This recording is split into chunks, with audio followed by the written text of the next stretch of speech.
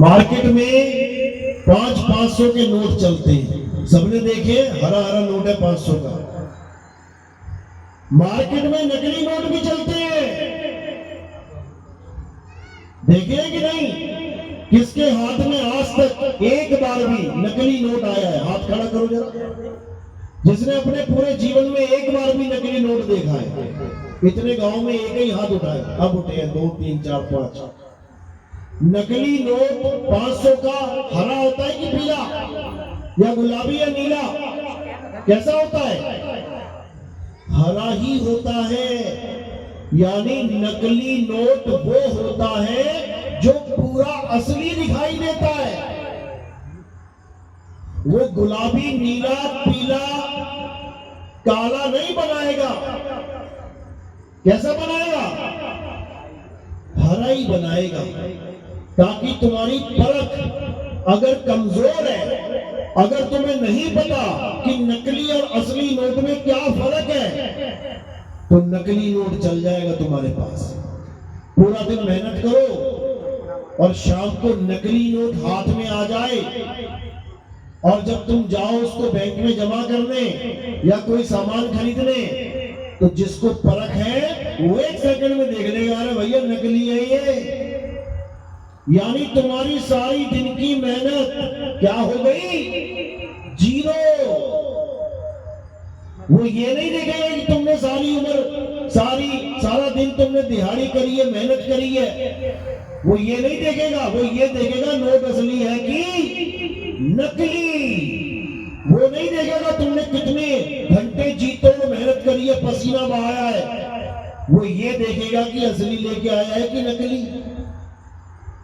अब नकली नोट चलता किसके पास है? जिनको असली और नकली में फर्क नहीं पता। और जिसको अच्छे से पता है नकली और असली में फर्क क्या है, उसके पास चला लेगा कोई क्या? जैसे ही नोट पहुंचेगा उसी वक्त समझ जाएगा नकली है भैया, हमें नहीं चाहिए। यानी कि नकली माल भी इसलिए चल पा रहा है क्योंकि असली जैसा दिखाई दे रहा है। और अगर कोई 500 नोट का फोटोकॉपी करवा ला है, जीरोक्स करवा ला है, चल जाएगा तुम्हारे पास? नहीं चलेगा, जबकि उसमें भी वही कुछ लिखा है जो उसमें लिखा है, लेकिन वो एकदम पकड़ में आ जाएगा, वो हरा होगा ही नहीं। इसी प्रकार असली और नकली बिल्कुल एक से दिखाई देते हैं, लेकिन जब तुम्हारे जीवन में गुरु आ जाएगा, गुरु मतलब ये नहीं कि राम राम जपवाएगा, अल्लाह अल्लाह वाहेगुरु वाहेगुरु जपवाएगा। गुरु का मतलब है जो तुम्हें असली और नकली की पहचान बता देगा। जब वो गुरु तुम्हारे जीवन में आ गया तो नकली नोट तुम्हारे पास नहीं चल पाएगा। फिर तुम खूब अच्छे से जान जाओगे कि क्या है नकली, क्या है असली। तो सबसे पहले नकली पे विचार करेंगे, नकली क्या है, ताकि हमें समझ में आ जाए कि जो कुछ भी हम कर रहे हैं उससे हमारा कल्याण होगा कि नहीं होगा। तो गीता के अनुसार हम ये समझेंगे कि आखिर असली और नकली में फर्क क्या है।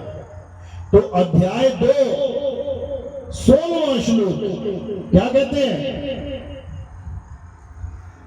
कह रहे हे अर्जुन, इस दुनिया में 2 प्रकार के तत्व हैं, एक नकली और एक असली। यानी एक असत्य और एक सत्य। असत्य क्या है हे अर्जुन? जिसका जन्म और मरण हो जाए, यानी जो पैदा हो जाए और मर जाए, वो असत्य है। जो पल पल बदले, वो असत्य है। जो सदा एक सा ना रहे, वो असत्य है। अब क्या है असत्य? और गहराई में चलते हैं, और गहराई में चलते हैं। असत्य क्या है? जो जन्मे और मर जाए, यानी शरीर हैं इस दुनिया में, वो जन्मते हैं और मर जाते हैं। तो जो जन्मे और मर जाए क्या है वो, सत्य या असत्य? असत्य है। तो सारे शरीर सत्य है कि असत्य? असत्य है। यानी शरीरों को सत्य नहीं मानना है। किसका शरीर असत्य है? मेरा? सबका। A to Z जितने भी पैदा हुए हैं मरने के लिए ही पैदा हुए हैं। ऐसा एक भी नहीं है जो पैदा तो हो गया लेकिन मरे ना। पैदा होने का नाम ही मरना है। जो पैदा हो गया वो पक्का मरेगा। इसलिए शरीर असत्य है। शरीर को कभी सत्य नहीं मानना। और क्या है असत्य? जो पल पल बदले। क्या बदल रहा है? ये पूरा संसार बदल रहा है। पूरा संसार। आज सूरज इधर है, दोपहर में इधर हो जाएगा, शाम को इधर हो जाएगा। आज हवा यहां से चल रही है, कल को यहां से चलने लग जाएगा। आज पानी ऐसे बह रहा है, कल को ऐसे बहने लग जाएगा। आज धरती ऐसे है, कल को ऐसे हो जाएगी। आज पहाड़ है, कल को पत्थर टूट जाएंगे, उसमें भूकंप आ जाएगा। हर चीज बदल रही है। पीपल का पेड़ आज खड़ा हुआ है, तूफान आया, रात में गिर गया।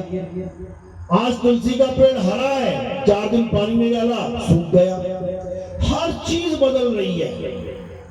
जो बदले सो माया। यानी हर वो चीज जो बदल रही है वो असत्य है। और क्या बदल रहा है?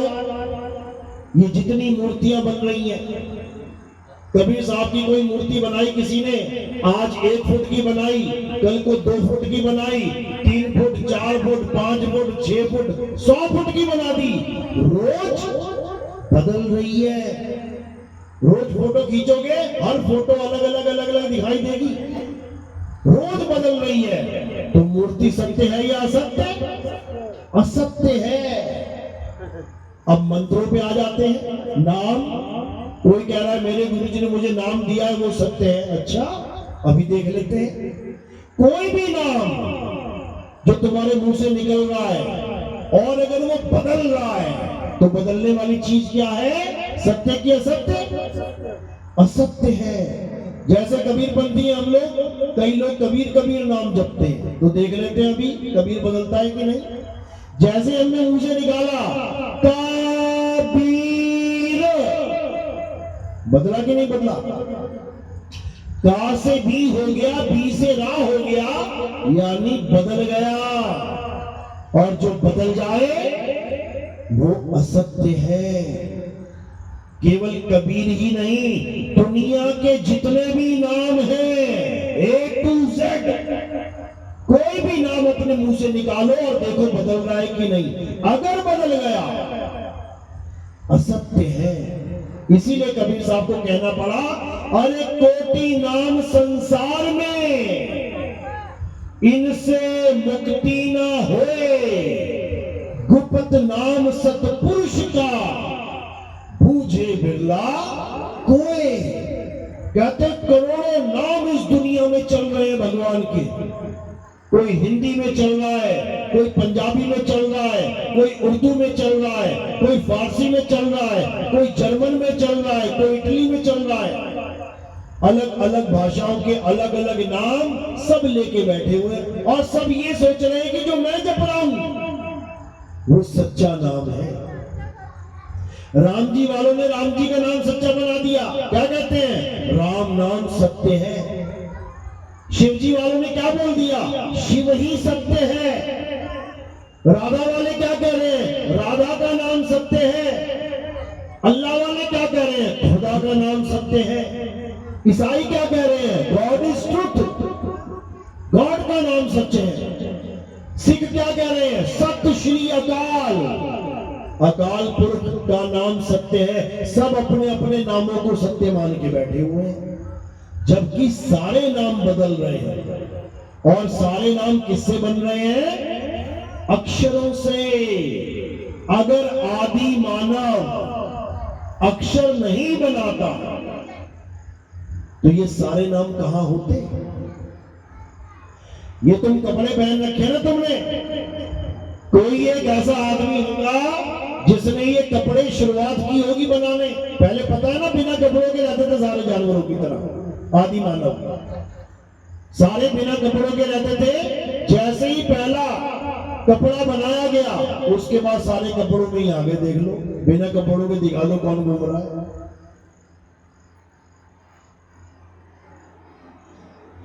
पहले बिना मकानों के रहते थे, बिना झोपड़ी के रहते थे। आदि मानव जानवरों की तरह रहता था। जैसे जानवर रहते हैं वैसे रहता था। लेकिन जब से पहली झोपड़ी बनी, उसके बाद झोपड़ियां बनती चली गई। अब बिना झोपड़ी के कोई रहना ही नहीं चाहता। सड़क के किनारे भी रहेगा तो छोटी सी झोपड़ी बना लेगा, और बाकी मकान बंगलों की तो कोई कमी नहीं है।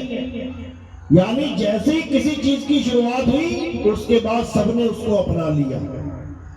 तो भगवानों के नाम की, परमात्मा के नाम की, अल्लाह वाहिगुरु गॉड के नाम की शुरुआत कैसे हुई? अक्षरों से। जैसे ही आ ई उ का खा गा घा ये अक्षर अस्तित्व में आए, इंसानों ने अक्षर बनाए, उसके बाद सारी दुनिया की वस्तुओं के नाम भी रख दिए और परमात्मा अल्लाह वाहिगुरु का भी नाम रख डाला। अगर ये अक्षर हटा दिए जाएं सारी दुनिया से, तो सारे नाम ऑटोमेटिकली हट जाएंगे। अगर ये सारे नाम अक्षरों से बनते हैं और अक्षरों को हटा दिया जाए, तो सारे नाम अपने आप हट जाएंगे। फिर भी एक नाम नहीं हटेगा, और वो क्या है? सत्य। अब इसको सा और आधा ता और या मत समझ ले, नहीं तो नाम रख दिया हमने उसका सत्य। यानी वो तत्व कभी नहीं खत्म होगा, चाहे दुनिया के सारे नाम खत्म हो जाए, चाहे इस नामों को बोलने वाला इंसान खत्म हो जाए, चाहे इस धरती, आकाश, वायु, अग्नि सब तत्व खत्म हो जाए, तब भी वो खत्म नहीं होगा। वो क्या है? सत्य है। तो दूसरा तत्व क्या है? सत्य है।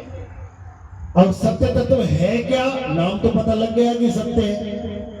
अब उसको कहते क्या है? सत्य का मतलब है आत्मा। हे अर्जुन, आत्मा का ना तो कभी जन्म होता है, ना ही आत्मा की कभी मृत्यु होती है। आत्मा का नाम सुना है सबने? सबने सुना है आत्मा का नाम? अपनी अपनी आत्मा लेके आए हो सारे? घर तो नहीं छूट गई किसी की? ये बिस्तर के नीचे पड़ गई हो, या बाथरूम में कहीं टंगी रह गई हो, या खाना बना रही हो चूल्हे के पास छोड़ के आ गई जल्दबाजी मोबाइल की तरह। एक बार हाथ लगा के चेक कर लो, आत्मा लाई हो कि नहीं? कहां लगाओगे हाथ? कहां लगाएंगे हाथ आत्मा चेक करने के लिए? अभी कह देना मोबाइल चेक कर लो, लाए हो कि नहीं, अभी जेबें देखने लग जाएंगे सारे। अभी कह देना कि घड़ी पहनी है कि नहीं, हाथ चेक करने लग जाएंगे। हार पहन के आई कि नहीं, गला चेक करने लग जाएंगे। कुंडल पहने हैं कि नहीं, कान चेक करने लग जाएंगे। आत्मा लाई हो कि नहीं, अब क्या चेक करोगे? कैसे पता लगेगा कि आत्मा को लाई हो? क्योंकि जो तुम हंस रहे हो, जो तुम बैठे हुए हो, जो तुम बोल रहे हो, जो तुम देख रहे हो, ये आत्मा की वजह से ही कर पा रहे हो।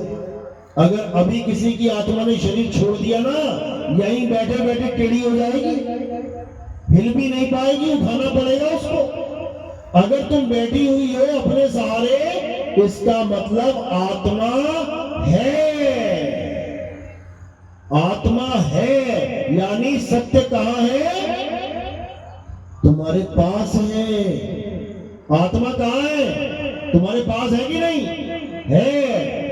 यानी सत्य तुम्हारे पास है। लेकिन जब सत्य को ढूंढने जाते हैं, यानी परमात्मा को ढूंढने जाते हैं, तो कहां चले जाते हैं? मंदिर, मस्जिद, गुरुद्वारे, चर्च।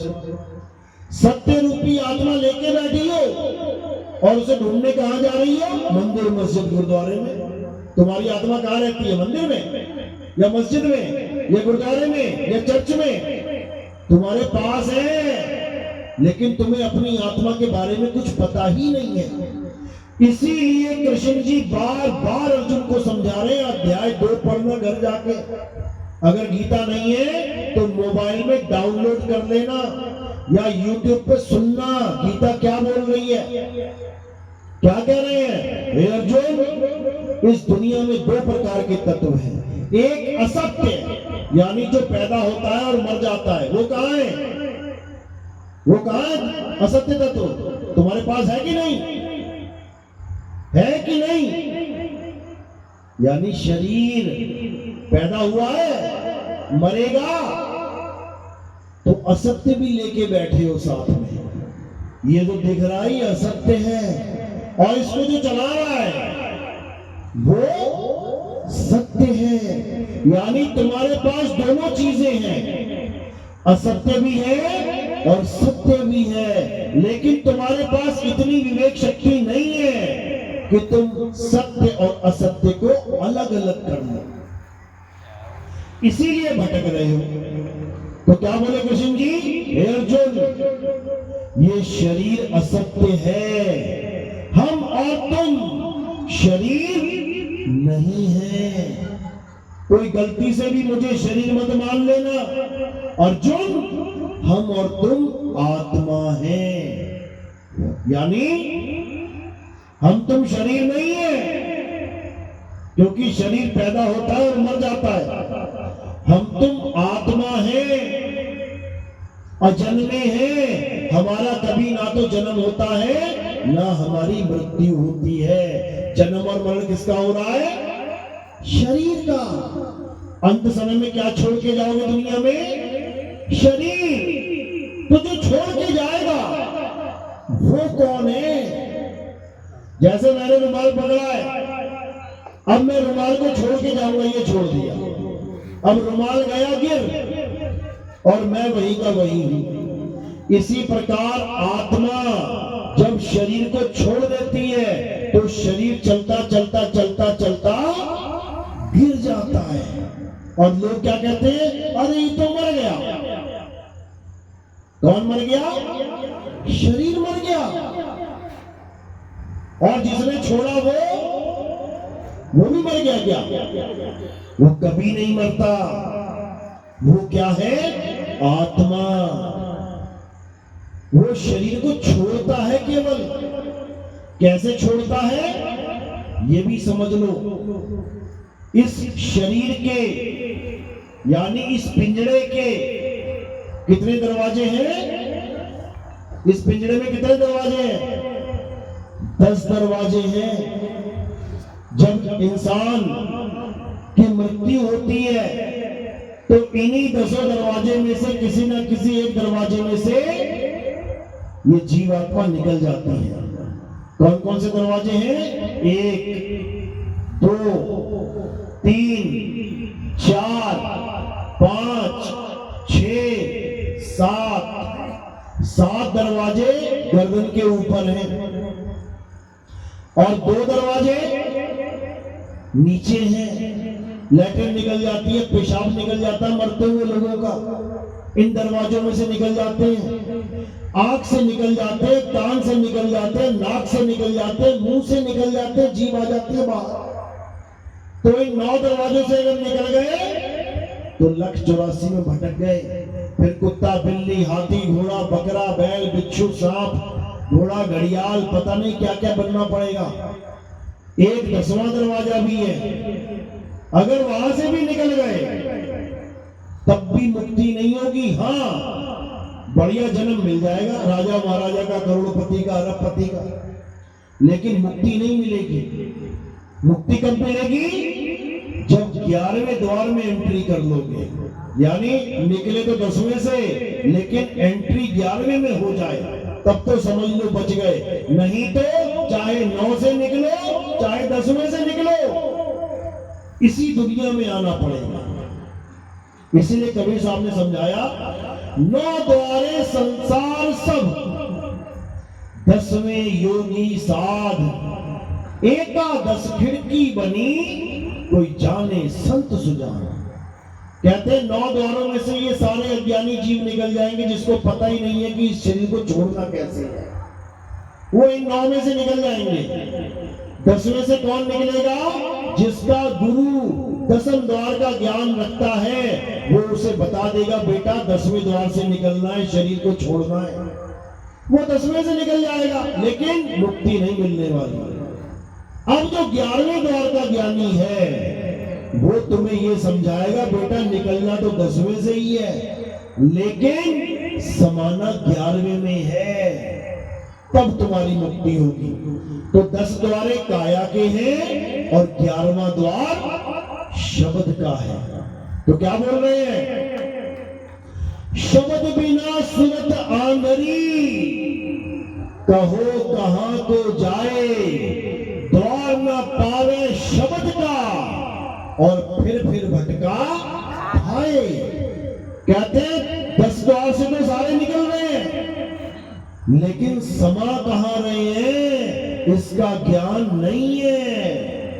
तो कह रहे सूरत बसी संसार में और तासे पड़ गई दूर, सूरत बांध स्थिर करो, आठों पहर हुजूर। कहां स्थिर करो? उस 11वें द्वार पर स्थिर कर दो, उस मालिक के दरवाजे को खटखटाओ, वो जरूर खोलेगा, और जैसे ही वो खोलेगा उसमें एंट्री कर जाओ। ये जाप से यानी राम राम अल्लाह अल्लाह वाहिगुरु वाहिगुरु करके दरवाजा नहीं खुलेगा। ये अजपा जाप से यानी सोहंग सोहंग कोहंग वोहंग, इससे दरवाजा नहीं खुलेगा। ये अनहद नाद से कानों में उंगलियां डाल के 5 सत्तरों की 5 धुनें सुन के योगी जन्म बर्बाद करके चले जाते हैं, इससे दरवाजा नहीं खुलेगा। कैसे खुलेगा? जाप मरे, अजपा मरे, अनहद भी मर जाए, और सूरत समाए शब्द में, वाको काल ना खाए। यानी अगर ये सूरत को शब्द भेदी गुरु मिल गया और उसने इस सूरत को शब्द में समाने की जुक्ति बता दी, अब उसे काल नहीं पकड़ सकता। अब काल की पहुंच से वो बहुत दूर हो जाता है। काल किसको पकड़ेगा? जिसको अपने परमात्मा का घर नहीं पता, वो पक्का मारा जाएगा। तो कबीर साहब यही समझा रहे हैं, अरे 3 लोग एक जेल है, पाप पुण्य 2 जाल, सारा जग भोजन बना, खाने वाला काल, खाने वाला काल।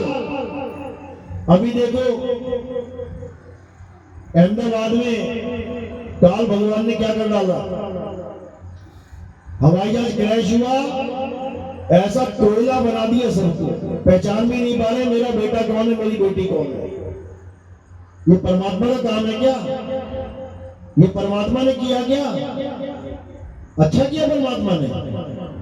ये परमात्मा के काम नहीं है भाई। परमात्मा तो दया का सागर है, परमात्मा दया का सागर है, परमात्मा काल नहीं है, परमात्मा अकाल है, अकाल पुरुष है। समझो ये किसके काम है? ये काल भगवान के काम है। इस काल भगवान ने ये सृष्टि बनाई है। ये सूरज चांद सितारे धरती आकाश किसने बनाए हैं? हमें ये पढ़ा दिया गया है बचपन से कि ये भगवान ने बनाए हैं। बताओ भगवान को बनाने की क्या जरूरत है? तुम अपना मकान बनाते हो, ऐसा बनाते हो ताकि तुम्हारे बच्चों को कोई करंट ना लग जाए, तुम्हारे बच्चे छत से नीचे ना गिर जाएं। देखना छत पे क्या होता है, बाउंड्री बनाते हो। क्यों बनाते हो? ताकि बच्चा छत से नीचे ना गिर जाए। ISI मार का प्लग लेके आते हो, तारे अच्छी क्वालिटी की लेके आते हो, क्यों? ताकि तुम्हारे बच्चों को करंट ना लग जाए। सारे स्विच बच्चों की पहुंच से ऊपर बनाते हो, क्यों? कहीं बच्चा उंगली में डाल दे। तुम्हें अपने बच्चों की पूरी फिक्र है, और परमात्मा ने ये दुनिया बनाई, कुछ फिक्र करी क्या? जब मन करता भूकंप आ जाता है, जब मन करता है सुनामी आ जाती है, जब मन करता है पहाड़ खिसक जाते हैं, जब मन करता है भूचाल आ जाता है, जब मन करता है आग लग जाती है, जंगल के जंगल जल जाते हैं। ये किसके काम है भाई? परमात्मा के काम है। भगत जाते हैं भगवान के दर्शन करने केदारनाथ, वहां पर सुनामी आ जाती है, बताओ लाखों लोग मर गए। किसका काम है ये? परमात्मा का काम है। ऐसा होता है परमात्मा। और गा क्या रहे हैं? तू प्यार का सागर है, तेरी एक बूंद के प्यासे हम। ऐसा होता है प्यार का सागर। ये काल है भाई, 3 लोग बनाने वाला काल भगवान है, और तुम्हारी मृत्यु उसने लिख दी है कि तुम कब मरने वाले हो। 5 लड़कियां हैं, एक बाप कमाने वाला है, 10 लोग खाने वाले हैं, वो न देखता। यही गली में एक्सीडेंट करवा देगा, सड़क पे चिथड़े हो जाएंगे उसके। वो ना देखता कि उसके बाद घर कैसे चलेगा। बूढ़े माँ बाप है, अकेलौता लड़का है, खा कमा रहा है बेचारा, वो ना देखता। लड़का गया, बूढ़े माँ बाप भीख मांग रहे सड़कों पे। ऐसा कैसा भगवान है भाई?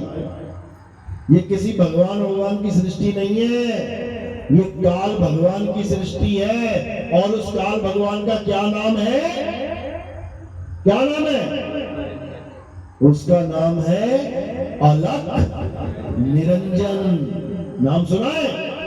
अलख निरंजन नाम सुना है ना? कभी फोटो देखी है उसकी? पूरे जीवन में नहीं देख पाओगे तुम उसकी फोटो। बड़े से बड़ा कोई धार्मिक किताबें बेचने वाला दुकानदार भी होगा ना, जाके पूछ लेना उससे कि भैया अलख निरंजन की फोटो देखनी है। वो 10 बार देखेगा तुम्हारा चेहरा। ये कैसा ग्राहक आ गया? आज तक किसी ने नहीं पूछा कि अलख निरंजन की फोटो दे दो। ये कैसा आ गया? ये कहां से ज्ञान लेके आ गया? उसे खुद ना पता होगा अलख निरंजन कौन है। अलख निरंजन ही काल भगवान है। उसी ने ये आसमान बनाया है, उसी ने ये धरती बनाई है, उसी ने ये हवा बनाई है, अग्नि बनाई है तुम्हारे पकोड़े तलने के लिए। जब आग लगती है ना, तुम्हें तलता है वो। जब हवा चलाता है, तुम्हें उड़ा उड़ा के मारता है। तूफान चलते ना, इतने लोग मर गए। पानी बनाया तुम्हें डुबोने के लिए, 5 तत्वों को बनाया है तुम्हें मारने के लिए। हालत खराब कर देगा सबकी।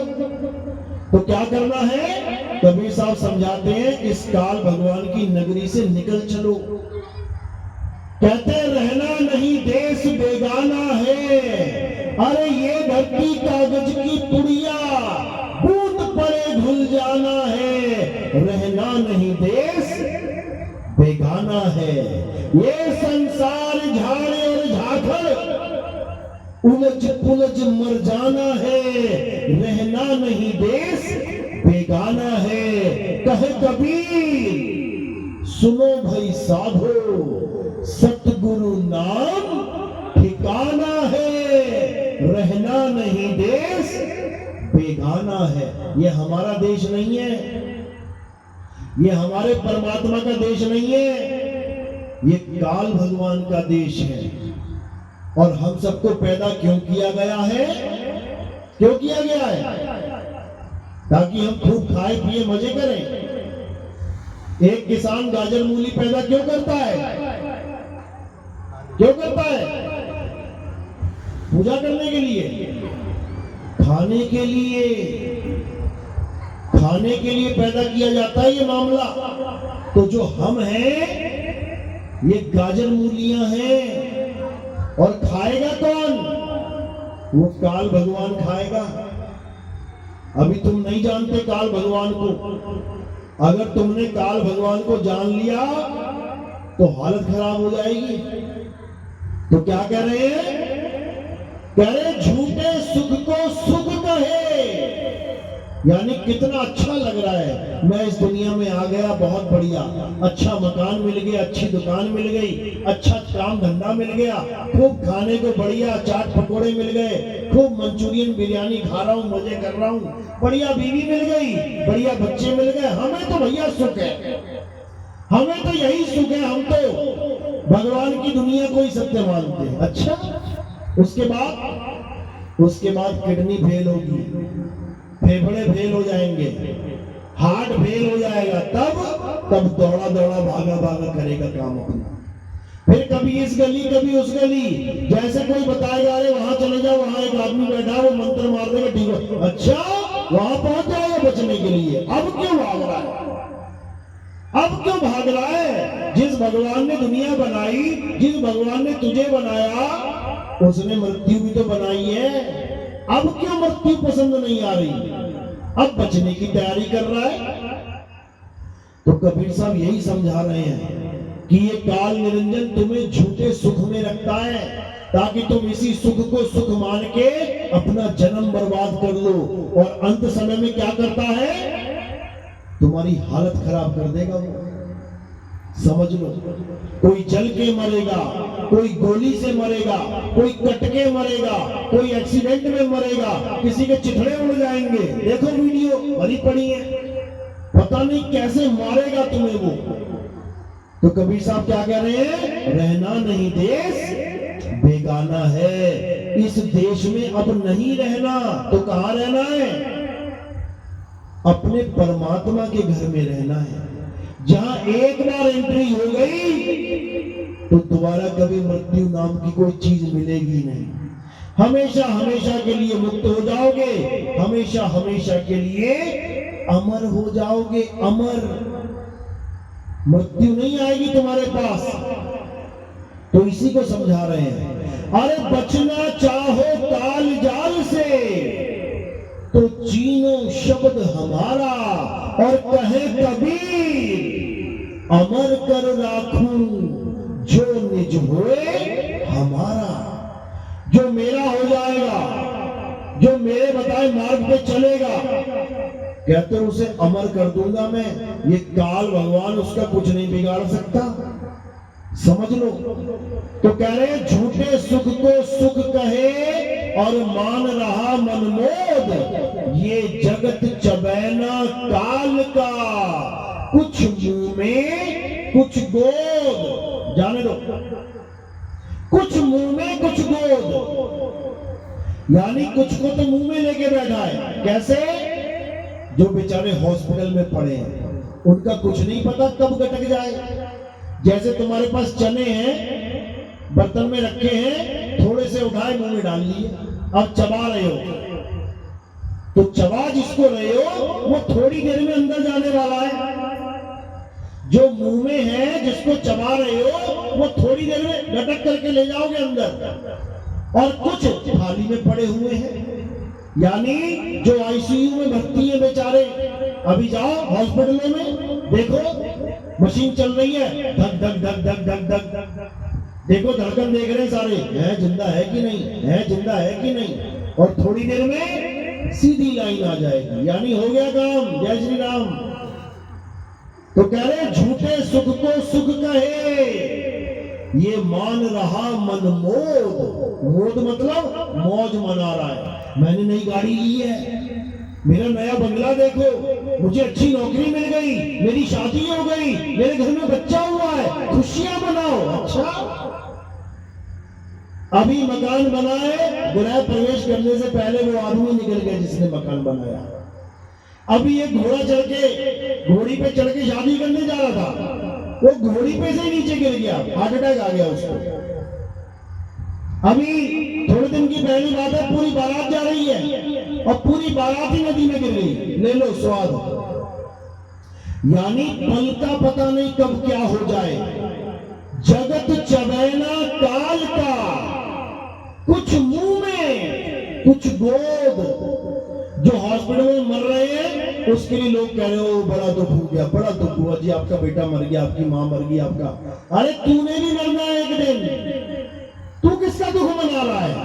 अपनी सोच, तेरी भी आने वाली है, और जब आएगी तो हालत खराब हो जाएगी, याद रखना। तो कबीर साहब क्या कहते हैं कि सबकी आनी है, एक भी ऐसा नहीं है जो मरेगा नहीं। लेकिन देखो कैसे बेफिक्र होके बैठे हुए हैं, जैसे मौत तो किसी और की आनी, हम तो हमेशा जिंदा रहेंगे। इसी को समझना है, यानी केवल टाइम पास नहीं करना, कि इंतजार कर रहे हो आएगी तो देखी जाएगी, फिर क्या देखोगे? फिर तो मरना पड़ेगा। आज मौत आ जाए तो क्या करोगे? अभी बैठे बैठे हार्ट अटैक आ जाए तो क्या करोगे? भगदड़ मच जाएगी पूरे घर में, अरे क्या हो गया, पापा को क्या हो गया। बस ऐसा ही जो आज होगा उस दिन भी होने वाला है, इसलिए आज से ही तैयारी करो। साहिब समझा रहे हैं, जिस मरने से जग डरे मेरे मन आनंद, मरने पर ही पाइए पूर्ण परमानंद। मरता मरता जग मुआ, मरना जाने न कोई, ऐसी मरनी जो मरे और बहुर न मरना होए। कह रहे हैं मौत में सबको जाना पड़ेगा। जैसे पानी में कोई छलांग मारे तो बचने का एक ही ऑप्शन है। क्या ऑप्शन है? उसे तैरना आना चाहिए। अगर उसे तैरना आता है तो उसे पानी डुबा नहीं सकता।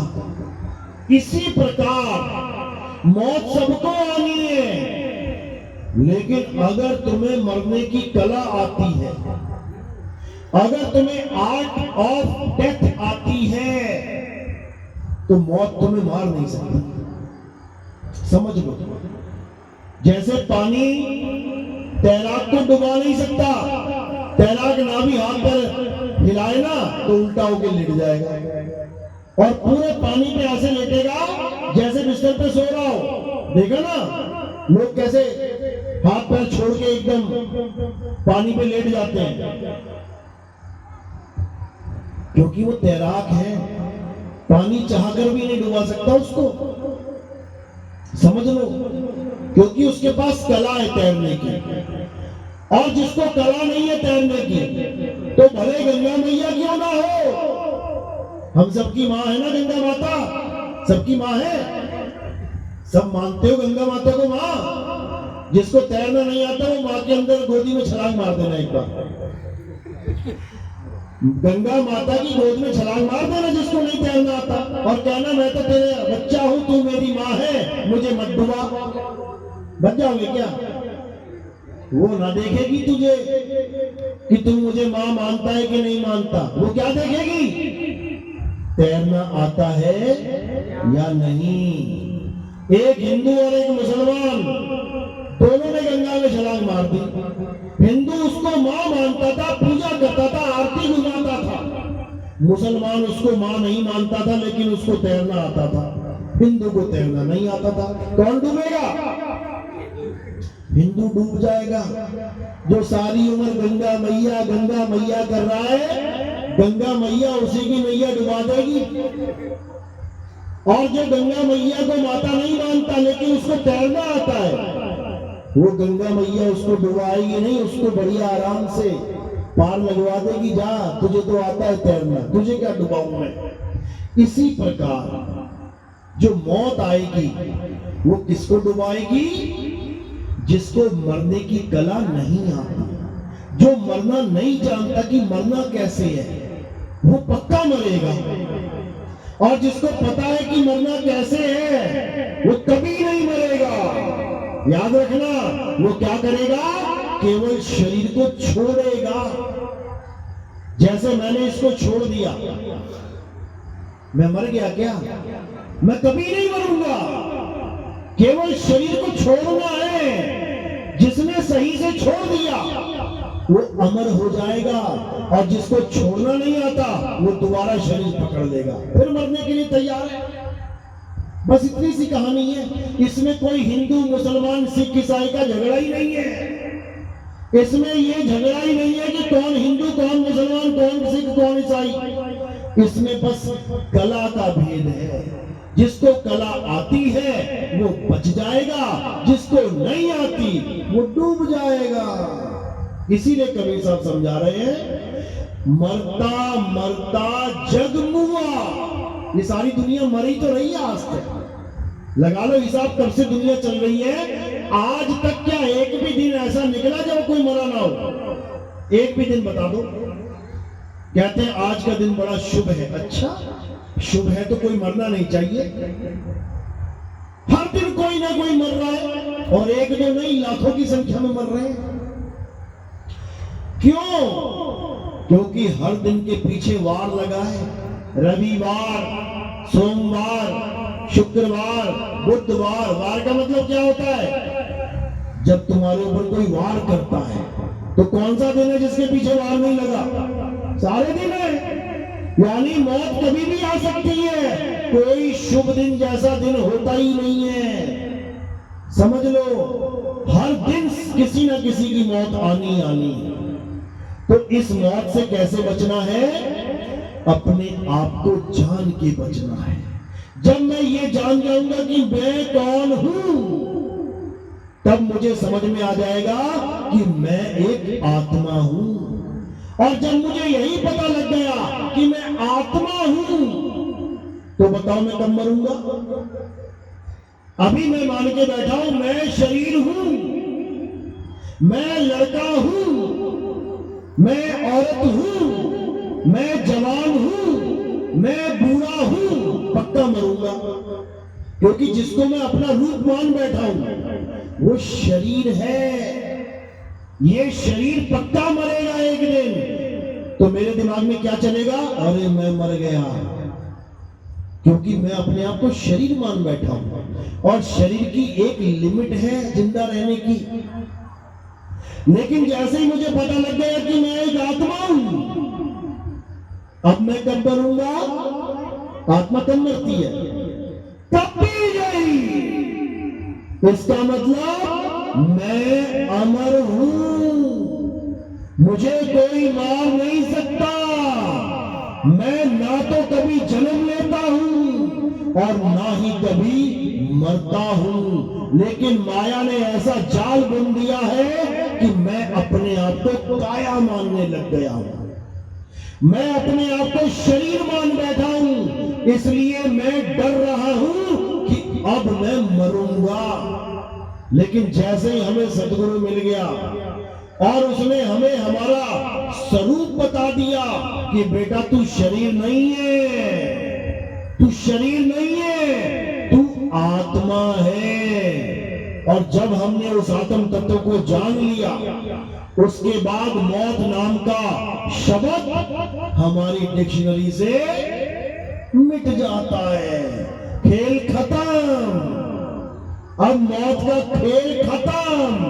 तो कबीर साहब क्या कह रहे हैं? हम ना मरिब संसारा, हमको मिला जियावन हारा। कह रहे अब मैं नहीं मरूंगा कभी भी, अब मैं अमर हो गया हूं, अमर। तो कब होंगे अमर?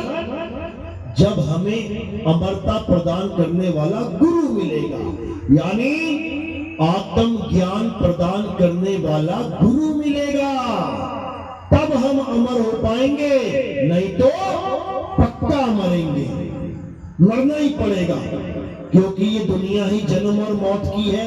अरे यहां बड़े बड़े भगवान आए, वो ना जिंदा रह पाए। राम जी आए, कृष्ण जी आए। कृष्ण जी के पैर में क्या लगा था? तीर लगा।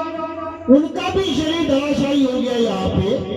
वो नहीं सारी उम्र जी पाए यहां तक, आज तक वो भी चले गए, युग बीत गए। हम कहां से रहेंगे यहां? तो क्या करना है? अपने स्वरूप को जानना है कि आखिर मैं हूं क्या।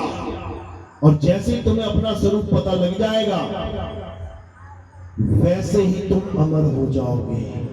उसके बाद ये जन्म मरण का खेल खत्म हो जाएगा और तुम अपने आप में स्थित हो जाओगे। हे अर्जुन, जो अपनी आत्मा में स्थित हो जाते हैं वो स्थित प्रज्ञ कहलाते हैं। उनको सुख और दुख विचलित नहीं कर सकते, उनको जन्म मरण विचलित नहीं कर सकता, उनको ये काया माया विचलित नहीं कर सकती। वो अपने स्वरूप को जानकर उसमें स्थित हो जाते हैं। अध्याय 3 17वां श्लोक क्या कह रहे हैं? अध्याय 3 17वां श्लोक पढ़ो, क्या कहता है गीता में। सबके पास मोबाइल है आजकल, जैसे ही डालोगे अध्याय 3 17वां श्लोक, देखो क्या कह रहे हैं। हे अर्जुन, जो अपनी आत्मा में रमण करते हैं, जो अपनी आत्मा में तृप्त हैं, जो अपनी आत्मा में संतुष्ट हैं, उनके लिए कोई धार्मिक कर्म कर्तव्य लागू ही नहीं होता।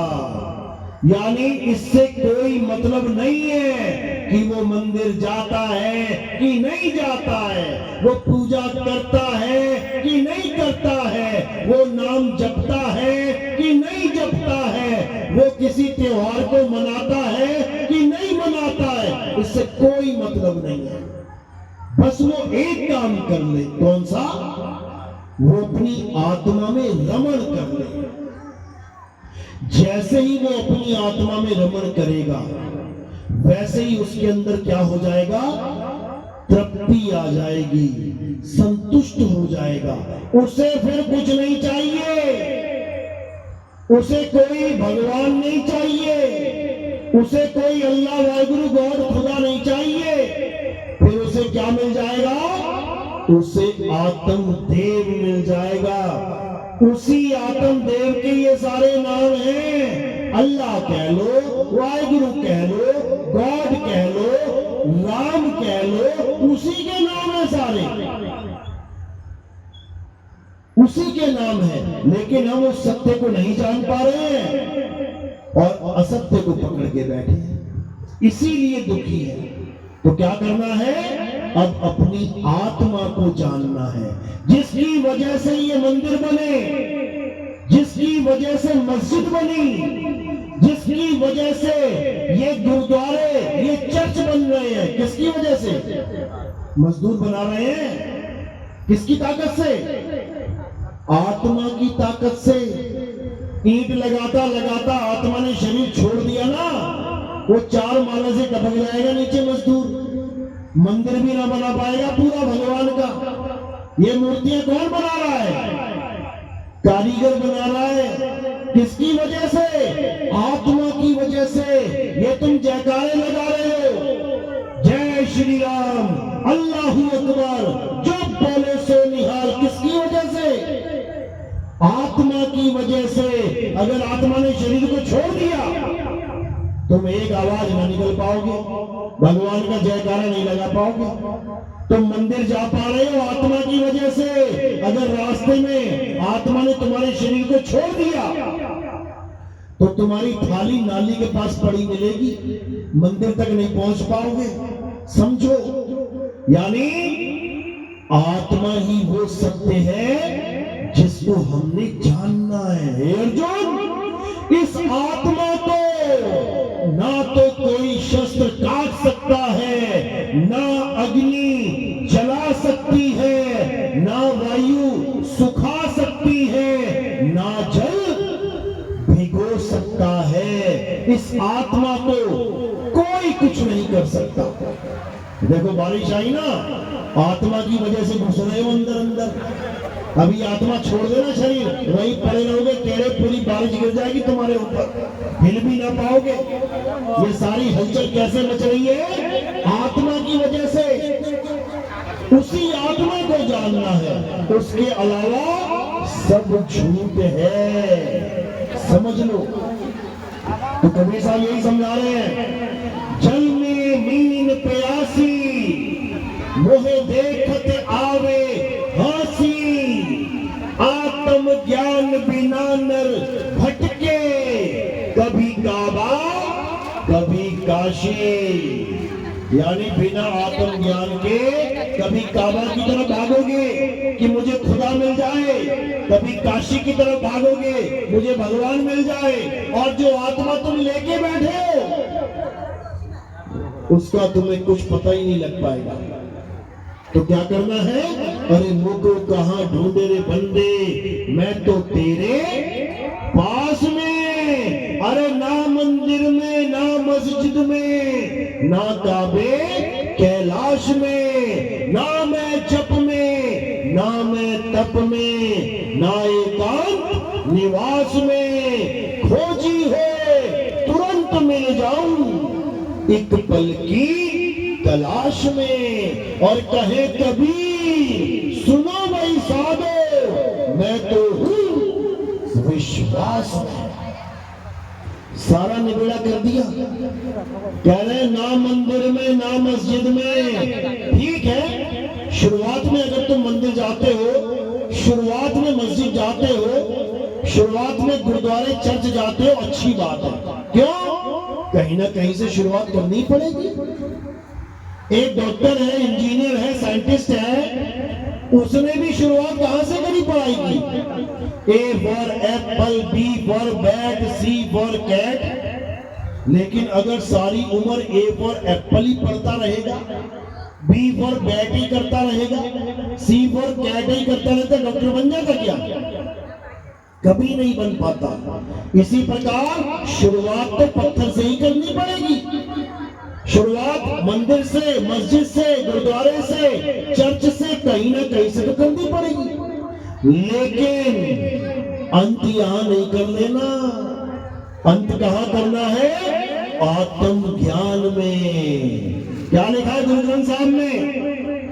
आत्म देव पूजिए गुरु के सहज सुभाए। आत्मे नो आत्मे दी प्रतीक कर ही परचा पाए। कह रहे हैं अगर इस दुनिया में पूजने के लिए कोई है वो केवल आत्मा है। वो आत्मा ही वो अवतार है जो सदा सदा रहता है। आदि अंत एको अवतारा सोई गुरु समझो हमारा। मेरा गुरु वो नहीं है जो बार बार अवतार लेके आ रहा है। मेरा गुरु वो है जो आदि से अंत तक, यानी आदि अंत भी खत्म हो जाएगा तब भी वो एक ही अवतार है। वो कभी दूसरा अवतार धारण नहीं करता। यानी वो सदा सदा आत्मा ही है। वो जन्मता मरता नहीं है कि एक आया मर गया, दूसरा आया मर गया, तीसरा आया मर गया। ये काम नहीं है। वो एक ही है, उस एक को जानना है बस, और कुछ नहीं करना है। तो क्या कह रहे हैं? तेरा एक नाम तारे संसार, मैं एहा आस एहा आधार, नानक नीच कहे विचार, धानक रूप रहा करता। कह रहे हैं बस उस एक को जान लो जो सबका आधार है।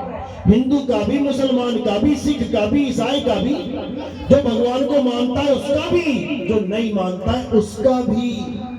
वो सबका आधार है। सबकी उंगलियां उसकी वजह से हिल रही हैं। समझ लो, उसी को जानना है। तुम जिसको भी मानते हो, किसी को भी, कोई तुम्हें पत्थर मारे उसका नाम ले लेना। तुम अल्लाह को मानते हो, कोई तुम्हें पत्थर मारे तुम जप लेना अल्लाह अल्लाह अल्लाह अल्लाह अल्लाह। तो क्या होगा? पत्थर सिर फोड़ देगा, तुम्हारा खून निकल आएगा। तुम राम को मानते हो, कोई पत्थर मारे जपना राम राम राम राम राम राम, क्या होगा? पत्थर सिर फोड़ देगा तुम्हारा। तुम वाहिगुरु को मानते हो, कोई पत्थर मारे तुम जप लेना वाहिगुरु वाहिगुरु वाहिगुरु, क्या होगा? सिर फूट जाएगा। तुम गॉड को मानते हो, तुम गॉड गॉड जप लेना, क्या होगा? सिर फूट जाएगा। यानी चारों का नाम जप के तुम नहीं बचे। कैसे बचोगे? कोई पत्थर मारे तो देखना क्या होगा, ये हाथ अपने आप बीच में आ जाएगा। तुम बच्चे को झापड़ मार के देखना, एकदम उसका हाथ आ जाएगा बचाने के लिए गाल को। तुम किसी के डंडा मार के देखना, एकदम उसका हाथ ऊपर उठेगा। किसकी वजह से उठा? राम जी की वजह से, अल्लाह की वजह से, गॉड की वजह से, वाहिगुरु की वजह से। किसकी वजह से? आत्मा की वजह से। यानी तुम्हारी काया की रक्षा भी आत्मा ही कर रही है। तुम्हारे ऊपर पत्थर आया तो आत्मा की वजह से हाथ आएगा और तुम्हें बचाएगा। तो आत्मा ही वो सत्य है जिसके कारण सब जीवित हैं। तुम्हें जीवन प्रदान कर रही है वो आत्मा, और तुम उस आत्मा को छोड़ के तुम पता नहीं किसको भगवान मान के बैठ गए। कोई पीपल को मान के बैठ गया, कोई तुलसी को मान के बैठ गया, कोई पत्थरों को मान के बैठ गया, और जिसको मानना था, जिसको जानना था, उसे जाना नहीं, तो कल्याण नहीं होगा। समझ लो, मेरी बात समझ में आ रही है या हवा में जा रही है? किस किस के समझ में आ रही है? 1%, 100 में से 1% किसकी आ रही है? हाथ खड़ा करो जरा।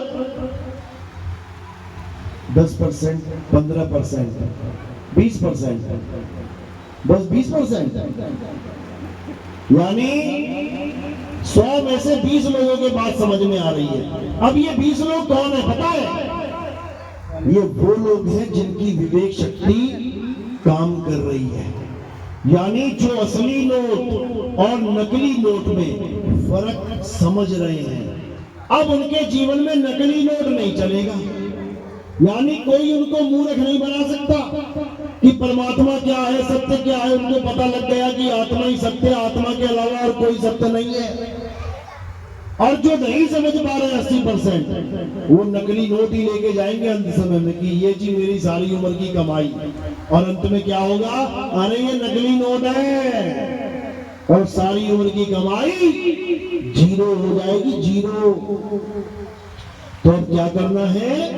अब हमने केवल और केवल अपनी आत्मा के बारे में जानना है। ये बाकी जीवन जो बचा है ना, कितनी एवरेज है हमारे जीवन की? मुश्किल से 70 साल है, यानी 70 आते आते हर बंदा निकल जाता है। कोई एक आधा होता है जो 80, 90, 100 तक, 120 तक पहुंचे। अब 70 में से अपनी आयु घटा लो। 50 वाले 20 साल रह गए हैं, 60 वाले 10 साल रह गए हैं, 65 वाले 5 साल रह गए हैं, और 69 वाला 1 साल रह गया है। अब 1 साल में क्या करेगा? अब केवल आत्मा के बारे में खोज शुरू करो। तुम्हारे पास गूगल है, तुम्हारे पास मोबाइल फोन है। अब तुमने केवल आत्मा के बारे में जानना है। यूट्यूब पे सर्च करते रहो, आत्मा क्या होती है, आत्मा का ज्ञान कैसे प्राप्त करते हैं। अब रामकृष्ण हनुमान जी का ज्ञान लेने की जरूरत नहीं, वो तो मिल गया जितना मिलना था। वो युगों युगों से मिल रहा है। राम जी ने रावण को मारा त्रेता युग में, क्या आज तक बदला वो? आज तक वो कहानी बदली? जन्मों जन्म बीत गए, वो कहानी सुनते सुनते बहुत सुन ली, अब और ज्यादा सुनने की जरूरत नहीं है, क्योंकि बदलेगी तो है ही नहीं। एक फिल्म कितनी बार देखोगे आप? एक फिल्म आपने देख ली, कितनी बार देखोगे आगे जीवन में?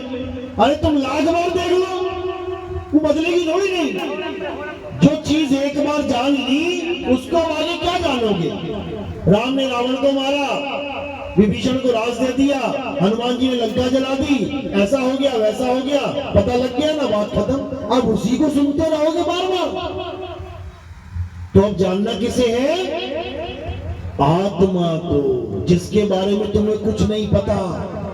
अब केवल आत्मा का मंथन करना है, आत्मा की खोज करनी है, और तुम्हारे पास ही बैठी है वो कहीं दूर नहीं है। अरे घट घट मेरा साइया, सुनी सेज न कोय, बलिहारी वा घट की, जिस घट प्रगट होए। कहते हैं आत्मा तो सबके पास है, लेकिन बलिहार जाते हैं जिस घट में आत्मा का ज्ञान प्रकट हो जाता है। दिल तो सबके पास है, लेकिन बलिहार जाते हैं जो दिल का ज्ञान प्राप्त करके तुम्हारे शहर में दिल का डॉक्टर बन जाता है। बाकी सबके पास भी दिल है, किसके पास दिल नहीं है? सबके पास दिल है, धड़क रहा है ना। लेकिन जब इसमें कोई प्रॉब्लम होती है, कहां जाते हो? दिल के डॉक्टर के पास। क्यों? क्योंकि उसको दिल का पूरा ज्ञान है, वो ठीक कर सकता है। इसी प्रकार आत्मा सबके पास है, लेकिन आत्मा का ज्ञान नहीं है। तो आत्मा का ज्ञान प्राप्त करने कहां जाना पड़ेगा? आत्म ज्ञानी गुरु के पास। गीता यही समझा रही है। अध्याय 4 34वां श्लोक पढ़ना कभी। क्या बोल रही है गीता? हे अर्जुन, जो ज्ञान मैं तुम्हें समझा रहा हूं, जो आत्म तत्व के बारे में मैं तुम्हें बता रहा हूं, अगर तुम इस सत्य तत्व को जानना चाहते हो तो तुम ऐसे गुरु की शरण में जाओ जिसने इस आत्म तत्व का बोध कर लिया है। यानी तुम ऐसे तत्वदर्शी संत की शरण में जाओ जो तुम्हें दोनों प्रकार के तत्वों का ज्ञान देके असत्य को छुड़वा दे और सत्य को लखा दे। एक बार सत्य का ज्ञान हो जाने के बाद तुम कभी असत्य को प्राप्त नहीं कर पाओगे, यानी असत्य तुम पर हावी नहीं हो पाएगा। ये गीता का ज्ञान है। गीता ये नहीं कहती कि मंदिर चले जाओ, गुरुद्वारे चले जाओ, मस्जिद चले जाओ, इन ईंट पत्थरों के बनाए भवनों में चले जाओ जो इंसानों ने बनाए खुद। गीता कहती है अपनी आत्मा को जानो। हे अर्जुन, आत्मा अजन्मा है, नित्य है, शाश्वत है। ये आत्मा ही पुरातन है, ये आत्मा ही सत्य सनातन है। जो हम कहते हैं ना हम सनातनी हैं, एक भी सनातनी नहीं है। झंडे भगवे लेके घूम रहे हैं और सनातन की डेफिनेशन तक नहीं पता लोगों को। क्या मतलब होता है सनातन का? किसी को पता? हाथ खड़ा करो। सनातन का मतलब क्या होता है? क्या होता है सनातन का मतलब? अरे ऊंचा बोल। क्या बोल रहे हैं? वो खुद ऐसा बोल रहे हैं। अरे खुद तो है ये, खुद में भी तो खुद को पता नहीं क्या क्या मान के बैठा है आदमी। वो खुद को आदमी मान के बैठा है, खुद को औरत, तो आदमी औरत सनातन थोड़ी नहीं है। सनातन का मतलब होता है जो सदा सदा रहे, जिसका कोई आदि और अंत नहीं हो। तो किसका आदि और अंत नहीं है? राम जी का आदि और अंत नहीं पता तुम्हें कि वो कहां पैदा हुए और कहां उन्होंने शरीर छोड़ा? क्या कृष्ण जी का आदि और अंत नहीं पता तुम्हें कि उनका जन्म स्थान कहां पे और कहां पर तीर लगा? तुम्हारे गुजरात में ही लगा था। कौन सी जगह थी वो? वही मंदिर बना हुआ है, अभी गया था थोड़े दिन पहले। किसके बारे में नहीं पता कि कौन कब पैदा हुआ, कब शरीर छोड़ के नहीं गया। जिसके बारे में पता लग जाए कि कौन कब पैदा हो रहा है, कब शरीर छोड़ के जा रहे हैं, वो सत्य सनातन नहीं है। सत्य सनातन कौन है? जिसका पता ही ना चले कि वो कब पैदा हुआ और कब वो मरेगा, यानी जो अजर अमर अविनाशी है वही सत्य सनातन है। तो क्या है सत्य सनातन? अध्याय 2 24वां श्लोक पढ़ लेना, डेफिनेशन लिखी है उसमें। गीता में अध्याय 2 24वां श्लोक तुम्हें बताएगा, समझाएगा सत्य है क्या, सनातन है क्या। वहां राम जी, कृष्ण जी, हनुमान जी का नाम नहीं लिखा है। किसका नाम लिखा है? आत्मा का। हे अर्जुन, ये आत्मा अछेद्य है, ये आत्मा अशोष्य है, ये आत्मा अदाह है, ये आत्मा अचल है, ये आत्मा सदा स्थिर रहने वाली है, ये आत्मा सर्वव्यापी है, ये आत्मा ही सत्य सनातन है। तो जो आत्मा का ज्ञान जानता है, जो आत्मा को पहचानता है, वो तो है सत्य सनातनी। और जो आत्मा को नहीं जानता, आत्मा को नहीं पहचानता, वो कोई सनातनी वनातनी नहीं है, भूल जाओ, समझ लो। तो सनातनी बनना है तो सनातन को जानना पड़ेगा। और सनातन क्या है? ये आत्मा ही सत्य सनातन है। चलो, तो आज का सत्संग यही समाप्त करते हैं, क्योंकि 1 घंटे का लेक्चर बहुत है समझाने के लिए। अब जो और आगे समझना चाहते हैं तो मैं तो बार बार आ नहीं सकता, लेकिन मेरी आवाज तुम्हारे कानों में बार बार आएगी। कैसे आएगी? YouTube चैनल से। जब तुम YouTube चैनल पे जाके गाने, फिल्में, नाटक छोड़ के हमारे सत्संग सुनना शुरू करोगे, क्या लिखना है? नितिन दास के सत्संग, या फिर कहत कबीर सुनो भाई साधो नितिन दास। ये 2 चीजें लिख देना, अपने आप सीरियल वाइज सत्संग आने शुरू हो जाएंगे। सुनते जाना, सुनते जाना, सुनते जाना। शुरू में समझ में नहीं आएगा, शुरू में समझ में नहीं आएगा। तुम तबला बजाने सीखने जाओ, तुम हारमोनियम बजाना सीखने जाओ, तुम गिटार बजाना सीखने जाओ, पहले दिन में समझ में आने लग जाएगा? नहीं आएगा। तुम कहोगे कैसे बजा रहा है ये? ऐसे कैसे हो सकता है, ऐसे कैसे बजाऊं मैं? लेकिन धीरे धीरे धीरे धीरे धीरे धीरे पता लगा तुम ही सबसे बड़े स्टार बन जाओ। तो क्या कह रहे हैं? करत करत अभ्यास ते जड़ मत होत सुजान, अरे रसरी आवत जात ते सिल पे पड़े निशान। आप पनघट पे जाके देखना, पत्थर के ऊपर रस्सी के निशान बने होते हैं। सोचो पत्थर कितना हार्ड है और रस्सी कितनी कोमल, लेकिन बार बार बार बार करते करते करते घिसते घिसते पत्थर में भी छेद कर देती है वो। तो इसी प्रकार आज तक तुम पत्थर को भगवान मानते आ रहे हो, इसलिए तुम्हें आत्मा का ज्ञान समझ में ही नहीं आएगा। ये आत्मा क्या होती है? जबकि सारे भगवान किसकी वजह से चल रहे हैं? आत्मा की वजह से। राम जी किसकी वजह से चल रहे थे? आत्मा की वजह से। कृष्ण जी किसकी वजह से चल रहे हैं? आत्मा की वजह से। तुम और हम किसकी वजह से चल रहे हैं? आत्मा की वजह से। लेकिन ये आत्मा समझ में नहीं आती। ये तब तक समझ में नहीं आती जब तक इसका अनुभव ना हो जाए। जैसे ये बल्ब किसकी वजह से चल रहा है? करंट की वजह से। ये पंखा किसकी वजह से चल रहा है? करंट की वजह से। ये माइक किसकी वजह से चल रहा है? करंट की वजह से। लेकिन मेरा कहना मात्र कि करंट की वजह से। तुम्हें पता लग गया करंट कैसा होता है? किस किस को जीवन में कभी करंट नहीं लगा? ऐसा कोई है जिसको आज तक करंट नहीं लगा? हाथ खड़ा करो जरा। सब करंट खाए बैठे। अरे कोई एक तो हो, एक हाथ खड़ा हुआ, वेरी गुड। अब जिसका हाथ खड़ा हुआ, जिसे कभी करंट नहीं लगा, सारा गांव मिलके भी समझाएगा ना उसे करंट कैसा होता है, कैसा होता है, कैसा होता है। समझ जाएगी क्या? कभी ना समझ पाएगी। कोई कहेगा झटका लगता है। कैसे लगता है? ऐसे ऐसे लगता है, हो गया करंट। कभी ना समझ पाएगी, सारी उम्र समझा लेना। कैसे समझेगी पता है? एक तार पकड़ा देना हाथ में, ले पकड़, और जैसे ही पकड़ेगी कहेगी बाप रे बाप, ये होता है करंट। तो कैसे पता लगा करंट के बारे में? अनुभव से।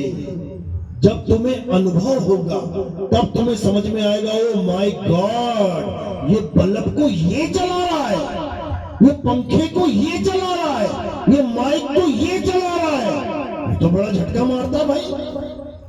तब तुम समझ पाओगे कि दुनिया के सारे पंखे, सारी मोटर, सारी मशीनें इसी करंट से चल रही हैं। इसी प्रकार जब तुम्हें आत्मा का झटका लगेगा, आत्मा का भी झटका लगता है, जब तुम्हें आत्मा का झटका लगेगा तब तुम्हें समझ में आएगा, ओ माय गॉड, ये दुनिया के सारे शरीर इसकी वजह से चल रहे हैं। तब तुम आत्मज्ञानी हो जाओगे। तब तुम्हें ये सामने शरीर नहीं दिखाई देगा कि ये माँ बैठी है, ये भाई बैठा है, ये बहन बैठी है। तब तुम्हें समझ में आएगा ये आत्मा बैठी है, शरीर को तो केवल चला रही है, पता नहीं कब गिरा दे। यानी जो मेरे सामने बैठा है ये कपड़ा नहीं है, ये शरीर नहीं है, ये आत्मा है। तब तुम आत्मज्ञानी हो जाओगे। उसके बाद तुम्हें हर जगह आत्मा ही आत्मा दिखाई देने लग जाएगी, अनुभव ज्ञान हो जाएगा। यानी एक बार करंट का झटका खा लिया ना, और अगर कूलर चल रहा है रास्ते में और कोई कहे अरे इसमें करंट है, ध्यान से, ऐसे बच बच के निकलोगे, बाप रे बाप वही लगने वाला है जो लगा था पहले। फिर तुम्हें कूलर नहीं दिखेगा, फिर तुम्हें क्या दिखेगा? करंट दिखेगा। समझ लो, यही है आत्मज्ञान। इसी को कबीर साहब कह रहे हैं, घट घट मेरा साइया, ऐसा कोई घट नहीं है जहां आत्मा नहीं है, सब में है। 1 करोड़ पंखे चल रहे हैं, बताओ किसमें करंट नहीं है? सब में है, और सबके करंट अलग अलग है, एक से है, वो एक ही करंट सबको चला रहा है। इसी प्रकार आत्मा का स्वरूप भी एक ही है, वो एक ही अविनाशी सबको चला रहा है। तो इसको समझना पड़ेगा, जानना पड़ेगा। अब किसकी समझ में आई बात मेरे?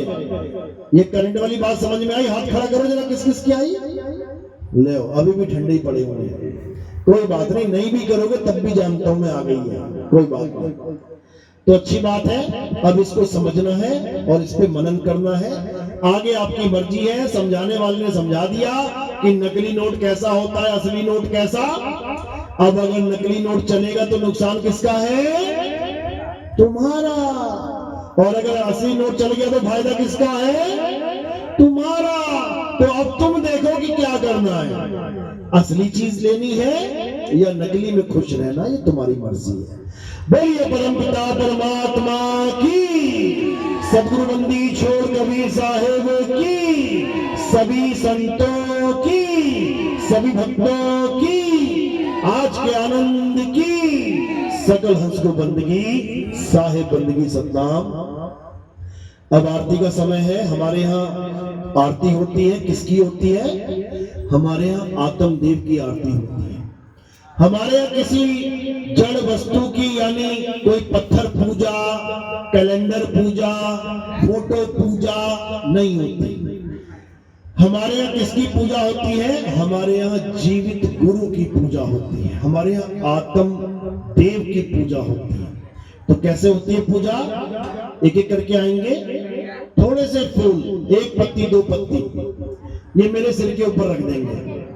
सिर के ऊपर क्यों रखते हैं? क्योंकि पैर के अंगूठे से लेके सिर की चोटी तक, टॉप तक, ये नीचे क्या दिखाई दे रहा है बीच में? नाशवान शरीर। ये नाशवान है, अविनाशी नहीं है। और हमने फूल कहां चढ़ाए? नाशवान शरीर से परे। तो ये कहां समर्पित हो जाते हैं? आत्म देव के चरणों में समर्पित हो जाते हैं। तो अब आरती होगी। जो भी आरती करना चाहता है वो स्टेज पे आएगा, आरती करके पीछे से निकल जाएगा। ऐसे करके चलेंगे, क्योंकि एक ही सीढ़ी है चढ़ने के लिए। और कोई प्रचार प्रसार में योगदान करना चाहता है तो वो केवल चरणों में रखना है। सेवा चरणों में होती है और फूल शीश पे चढ़ाए जाते हैं। तो इसको आपने अच्छे से फॉलो करना है। बोलिए परमपिता परमात्मा की सदा ही जय हो। आरती लगा लो। आरती लगानी है जय जय सत्य कबीर।